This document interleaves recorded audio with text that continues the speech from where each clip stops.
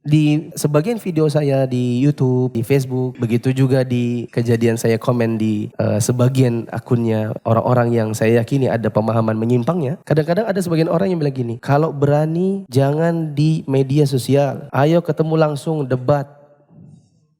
Gitu. Saya pribadi, pertama, saya bukan tidak berani dari sisi bertemu lalu kemudian diskusi, bukan. Tetapi pertama, tidak berdebat dengan ahli bid'ah itu termasuk akidah. Itu satu. Termasuk di antara jalan para salafus saleh. Yang kedua, saya cuma berkaca dari orang-orang yang lebih dahulu, lebih besar, lebih kibar dari sisi ilmu dan dari sisi usia.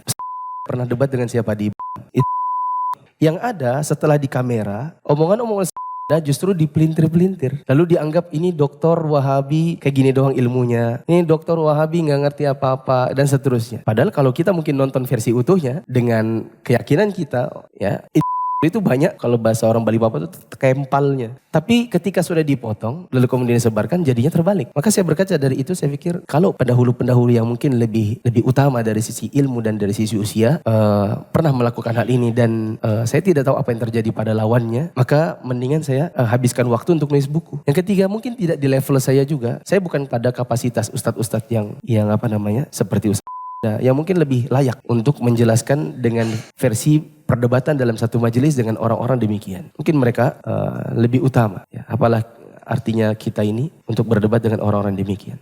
Faktor yang keempat kenapa saya menghindari majelis-majelis seperti itu, karena memang kadang-kadang di dalam sebuah perdebatan itu pemenangnya bukan yang memiliki dalil. Kadang-kadang pemenangnya adalah yang pintar berbicara, yang paling lancar. Makanya Nabi SAW sampai-sampai beliau pernah mengatakan begini, ketika ada dua orang, mereka berselisih pendapat tentang misalnya masalah tanah atau masalah muamalah. Satu dari dua orang sahabat ini mengklaim, yang satu mengatakan dia yang punya, satu lagi mengatakan dia yang punya. Sampai sini paham? Ketika Nabi mengadili mereka, lalu akhirnya Nabi putuskan pemenangnya adalah si A, bukan si B. Nabi tetap berpesan begini, saya putuskan yang memenangkan adalah si A. Tetapi bisa jadi satu dari kalian ini lebih pandai bersilat lidah daripada saudaranya, lalu aku terkecoh. Aku menangkan yang lebih pintar bersilat lidah ketimbang saudaranya yang punya hak. Siapapun dari kalian mengambil hak orang lain secara batil, maka aku sedang memotongkan sebongkah batu dari api neraka. Artinya Nabi SAW saja, beliau pada sebagian masalah beliau mengakui bisa jadi satu dari kalian-kalian yang berselisih ini lebih pintar bersilat lidah, lalu kita menganggap dia pemenangnya. Dan itu yang mungkin akan terjadi pada sebuah perdebatan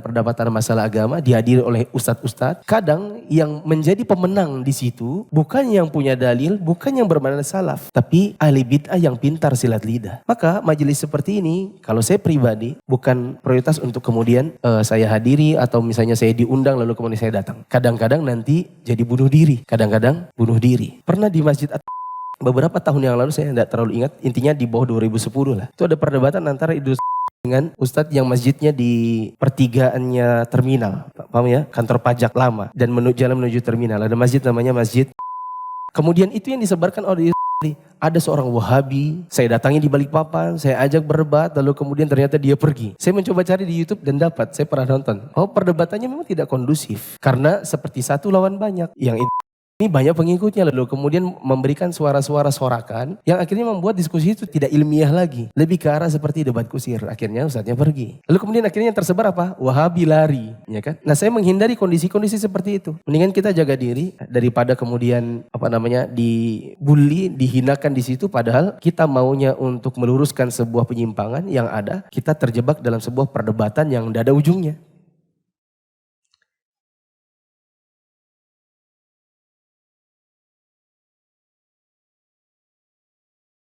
Begitu.